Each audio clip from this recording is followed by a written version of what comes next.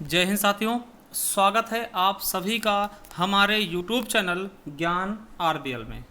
दोस्तों, आपको पता है कि आपके यूपी ट्रिपल एससी पेट के एग्ज़ाम लगे हुए हैं, तो इसी को देखते हुए हम इस समय दोस्तों भारतीय राष्ट्रीय आंदोलन की क्लासेस आपके लिए रेगुलर लेकर के आ रहे हैं। और मैं आपको बता दूं, उसी क्रम में ये हमारी भारतीय राष्ट्रीय आंदोलन की 5वीं वीडियो होगी। ठीक है, तो आपको बता दूं, अगर इसके पहले के वीडियो आपने नहीं देखे तो आप हमारे चैनल पर जाइए। ठीक है, चैनल के प्लेलिस्ट पे या फिर दोस्तों डिस्क्रिप्शन में आपको लिंक मैं दे दूंगा, जाइएगा। अगर आप प्लेलिस्ट पर जाते हैं तो आपको ऐसी प्लेलिस्ट मिल जाएगी। देखिए, यूपी ट्रिपल एससी पेट 2022 क्लासेस संपूर्ण कोर्स के नाम से। ठीक है, इसको आप देख लीजिएगा। संपूर्ण आपका पेट का कोर्स लगभग जी के और हिंदी का कंप्लीट हो जाएगा। ठीक है, और उसके अलावा मैं साथियों को बता दूं कि देखिए, अगर आप हिंदी की तैयारी कर रहे हैं, संपूर्ण हिंदी, चाहे वो यूपी ट्रिपल एससी वीडियो री एग्जाम की हो तो आप इसको पढ़ लीजिएगा, या फिर अगर आप पुलिस की तैयारी कर रहे हैं, पुलिस के लिए, ठीक है, तो आप इस वाले प्लेलिस्ट को पढ़ लीजिएगा। बहुत ही अच्छे से हमने कवर किया। इसके अलावा उत्तर प्रदेश स्पेशल आप पढ़ लीजिएगा, किसी भी एग्जाम के लिए। ठीक है, इससे बाहर नहीं पूछा जाएगा। तो चलिए दोस्तों, शुरू करते हैं भारतीय राष्ट्रीय आंदोलन।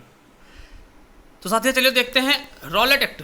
ठीक है, क्या है साथियों रॉलेट एक्ट? आपसे पूछा है कब आया, तो 1919 में। क्या 1919 में रॉलेट एक्ट आता है। साथियों आपको बता दें ये किस लिए आता है। देखिए, उस समय ना क्रांतिकारी बहुत ज्यादा उग्र हो चुके थे। ठीक है, उग्र होना शुरू हो गए थे। तो आपको बता दें कि भारत में क्रांतिकारियों के प्रभाव को समाप्त करने के लिए ब्रिटिश सरकार ने सिडनी रॉलेट की अध्यक्षता में एक समिति बनाई दोस्तों, और उसे हम रॉलेट एक्ट के नाम से बोलते हैं। उससे एक एक्ट पारित करता है दोस्तों, अधिनियम, उसे हम रॉलेट एक्ट के नाम से जानते हैं दोस्तों। देखिए, इसको काला कानून कहा गया। क्या कहा गया? काला कानून। क्वेश्चन आएगा कि काला कानून दोस्तों किस एक्ट को कहा गया, तो रॉलेट एक्ट को। ठीक है, इसी को दोस्तों आतंकवादी अपराध अधिनियम भी कहा गया था। क्यों? क्योंकि आपको बता दें दोस्तों, इसके माध्यम से, देखिए, इस कानून के माध्यम से दोस्तों सरकार किसी भी व्यक्ति पर, समझिएगा, किसी भी व्यक्ति पर, किसी भी क्रांतिकारी पर बिना मुकदमा चलाए जेल में सीधा डाल सकती थी। ये अधिकार दिया गया था, इसीलिए इसको काला कानून कहा गया। और इसे दोस्तों बिना वकील, बिना दलील और बिना अपील का कानून कहा गया। याद रखेंगे, बिना वकील, बिना दलील और बिना अपील का कानून कहा गया। किसको? रॉलेट एक्ट को। मैं बता दूं, मैंने फिर से बता दूं आपको कि इस कानून के माध्यम से सरकार किसी भी व्यक्ति को बिना मुकदमा चलाए जेल में डालने का अधिकार इनको प्राप्त था। और आपको बता दें कि संपूर्ण देश में 6 अप्रैल 1919 को राष्ट्रीय अपमान दिवस के रूप में मनाया गया, क्योंकि ये काला कानून आया था भारत में। समझ गए होंगे। अब देखिए, आपको मैं बता दूं कि देखिए, इसी कानून के तहत, देखिए, इसी कानून के तहत दोस्तों महात्मा गांधी को गिरफ्तार करते हैं। उसके बाद देखिए, अब एक बहुत ही दोस्तों प्रसिद्ध कांड है जलियांवाला बाग हत्याकांड। क्या साथियों? जलियांवाला बाग हत्याकांड 13 अप्रैल 1919 दोस्तों मोस्ट इंपॉर्टेंट है, याद कर लीजिएगा। ठीक है, क्यों होता है तो मैं आपको बता दूं, देखिए 10 अप्रैल 1919 को, क्या साथियों, 10 अप्रैल 1919 को रॉलेट एक्ट के तहत दोस्तों 2 राष्ट्रवादी नेताओं, जिनका नाम था सतपाल और दोस्तों सैफुद्दीन किचलू, को गिरफ्तार कर लिया था। दोस्तों 2 नाम याद रखेंगे, बहुत इंपॉर्टेंट है, जलियांवाले बाग से संबंधित। क्या नाम है? डॉक्टर सतपाल और सैफुद्दीन किचलू। इन दोनों को गिरफ्तार कर लिया था है किस एक्ट के तहत? रॉलेट एक्ट के तहत। ठीक है, चलिए अब क्या होता है। देखिए, इसी गिरफ्तारी के विरोध में दोस्तों मैं आपको बता दूं कि 13 अप्रैल 1919 को वैसाखी के दिन, क्या 13 अप्रैल 1919 को वैसाखी के दिन दोस्तों इनके गिरफ्तारी के विरोध में अमृतसर में दोस्तों जलियांवाला बाग पड़ता है। वहां पर एक जनसभा एकत्रित होती है दोस्तों, बहुत लोग भाग लेते, चाहे इसमें वृद्ध हो, स्त्री हो, बच्चे हो, बूढ़े हो, सभी लोग मिलकर दोस्तों, बहुत सारे किसान इस आंदोलन में भाग लेते हैं, इस जलियांवाले बाग में एकत्र होते हैं। किस लिए? देखिए, शांति, देखिए इसमें कोई भी ऐसा नहीं था कि किसी को हार पहुंचा रहे हो, एकदम शांति स्वरूप। ठीक है, बहुत ही शांत तरीके से दोस्तों ये सभा आयोजित की जा रही थी, केवल और केवल दोस्तों किसके लिए, कि जो हमारे नेता गिरफ्तार हुए सतपाल और सैफुद्दीन किचलू जी, इनको छोड़ने के लिए। ठीक है, तो इन्हीं के वजह से, गिरफ्तारी की वजह से दोस्तों ये भीड़ एकत्रित होती है, और इतनी ज्यादा एकत्रित होती ना, अंग्रेज दोस्तों देख करके हैरान हो जाते हैं। मैं आपको बता दूं, फिर एक व्यक्ति होता है माइकल ओडवायर। देखिए,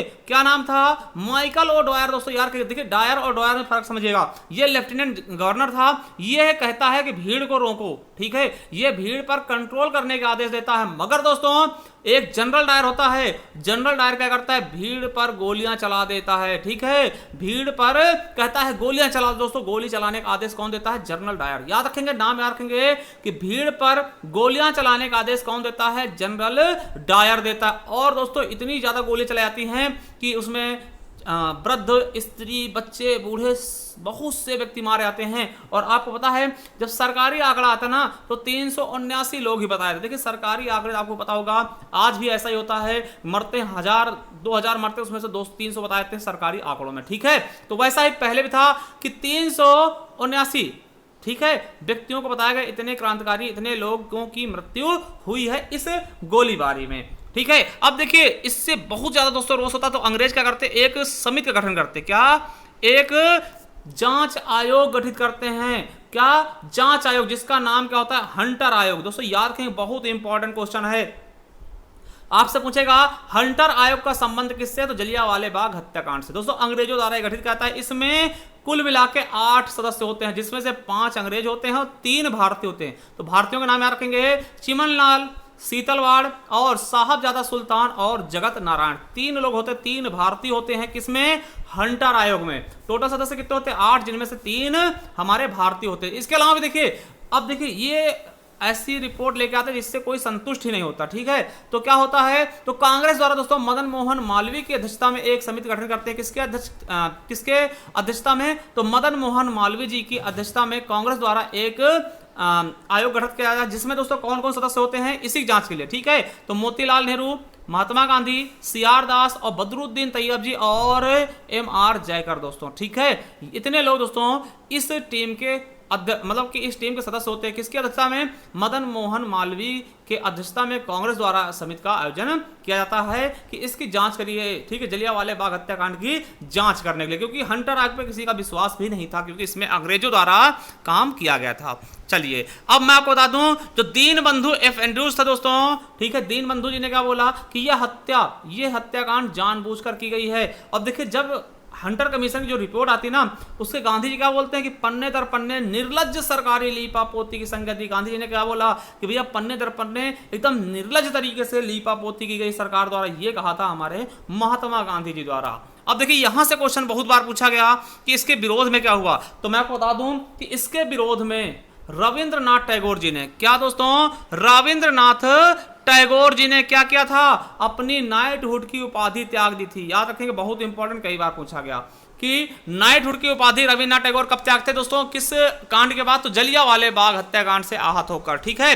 वही दोस्तों शंकर नायर जो थे, एक व्यक्ति थे शंकर नायर दोस्तों, वो वायसराय की कार्यकारिणी से अपना इस्तीफा दे देते हैं। और मैं आपको बता दूं कि जब 1919 का कांग्रेस अधिवेशन अमृतसर में होता है ना, तो दोस्तों बहुत से किसान लोग मतलब किसान लोग बढ़ चढ़ के इसमें भाग लेते हैं। क्यों, क्योंकि इस हत्याकांड को देखते हो किसान लोग बहुत ज्यादा बढ़ चढ़ के हिस्सा लेते हैं और इसकी अध्यक्षता मोतीलाल नेहरू जी करते हैं, समझ होंगे।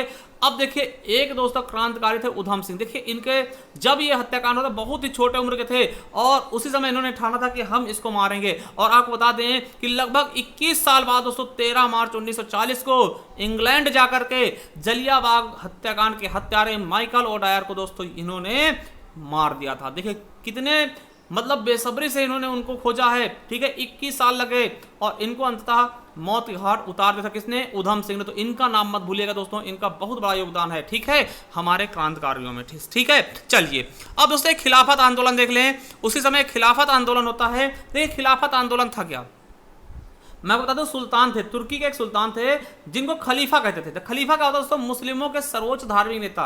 जैसे दोस्तों धर्मगुरु होते हैं, उसी प्रकार से मुस्लिम में खलीफा कहा जाता था। मुस्लिमों के सर्वोच्च जो धार्मिक नेता थे उनको हम क्या बोलते थे, खलीफा।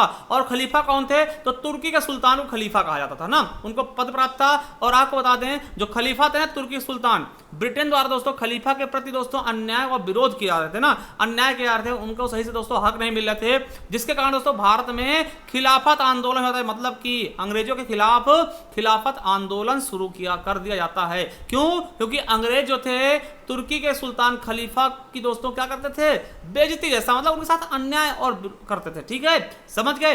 अब देखिए खिलाफत आंदोलन की शुरुआत कौन करता है, तो मैं आपको बता दूं कि 1919 में मोहम्मद अली व शौकत अली, दो अली बंधु इनको कहते हैं, दो भाई थे मोहम्मद अली और शौकत अली। दोस्तों इन्होंने दोस्तों किसके साथ मिलकर, अबुल कलाम, आपको पता होगा ये प्रथम शिक्षा मंत्री थे, ठीक है, इन्हीं के जन्म दिवस को 11 नवंबर को हम शिक्षा दिवस मनाते हैं ना। तो अबुल कलाम के नेतृत्व में दोस्तों इस आंदोलन की शुरुआत कर देते हैं। और आपको बता दें कि इस आंदोलन को चलाने के लिए एक खिलाफत कमेटी बनाई थी। कौन सी कमेटी? खिलाफत कमेटी गठित होती जिसमें दोस्तों महात्मा गांधी भी शामिल थे। अब देखिए पिछली बार यूपी ट्रिपल एससी पेट में क्वेश्चन पूछा गया था कि मोहम्मद अली जिन्ना ने गांधी जी का विरोध किया था। देखिए ऐसा क्वेश्चन था कि खिलाफत आंदोलन में गांधी जी का विरोध किसने किया था? तो मोहम्मद अली जिन्ना। ये पेट में पूछा गया था क्वेश्चन, तो याद रखेंगे इसको भी, ठीक है। अब देखिए सितंबर 1919 में अखिल भारतीय खिलाफत कमेटी का गठन किया जाता है और 17 अक्टूबर 1919 को खिलाफत दिवस मनाया था। कब दोस्तों? 17 अक्टूबर 1919 को खिलाफत दिवस मनाया था। अब देखिए आपसे कोई पूछेगा कि खिलाफत आंदोलन का विरोध किसने किया? तो CR दास जी ने। किसने? चित्तरंजन दास जी ने इसका विरोध किया था। देखिए ये बंद कब होता है, जो ये खिलाफत आंदोलन है समाप्त कब होता है? तो मैं आपको बता दूं कि देखिए तुर्की सुल्तान थे ना, कौन थे? खलीफा कौन थे? तुर्की सुल्तान थे। मैं आपको बता दूं कि 1924 में जब तुर्की में मुस्तफा कमाल पाशा, कौन? तुर्की के दोस्तों एक व्यक्ति होते हैं मुस्तफा कमाल पाशा, इनके नेतृत्व में दोस्तों नई सरकार गठन होता है, मतलब तुर्की में सरकार चेंज हो जाती है, ठीक है। और जब ये मुस्तफा कमाल पाशा आते हैं तो ये खलीफा पद को ही समाप्त कर देते। देखिए जिसके लिए आंदोलन हो रहा था ना भारत में या फिर अन्य देशों में, उसी पद को ही समाप्त कर दे, यानी खलीफा पद को ही समाप्त कर दे। भैया फिर आंदोलन तो अपने आप ही समाप्त हो जाना है, क्योंकि जिसके लिए हम लड़ रहे थे वही समाप्त हो गया, तो फिर क्या मतलब है ना। तो ये आंदोलन उसी समय समाप्त हुआ था 1924 में। एक चीज याद रखेंगे कि अबुल कलाम की दोस्तों एक पत्रिका थी अल हिलाल। क्या दोस्तों? अबुल कलाम की एक पत्रिका थी अल हिलाल। दोस्तों इसी के माध्यम से ये जो आपका खिलाफत आंदोलन था इसका भी प्रचार प्रसार करते थे। कौन? अबुल कलाम। तो साथियों ठीक है, समझ में आ गया होगा बहुत अच्छे से। तो देखिए अब इसकी अगर आपको PDF चाहिए तो हमारे टेलीग्राम चैनल को ज्वाइन कर सकते हैं, जिसका नाम है ज्ञान RBL ऑफिशियल। वहां पे दोस्तों इसकी PDF आपको निरंतर मिलती रहेंगी, ठीक, और भी अन्य PDF आपको मिल जाएंगी। और एक बार जाइए डिस्क्रिप्शन में, वहां लिंक मिल जाएगा, आप पूरी की पूरी वीडियो देख लीजिएगा, बहुत अच्छे से आपको समझ में आने वाला। चलिए दोस्तों थैंक यू, मिलते हैं किसी नेक्स्ट वीडियो में, तब तक के लिए जय हिंद जय भारत।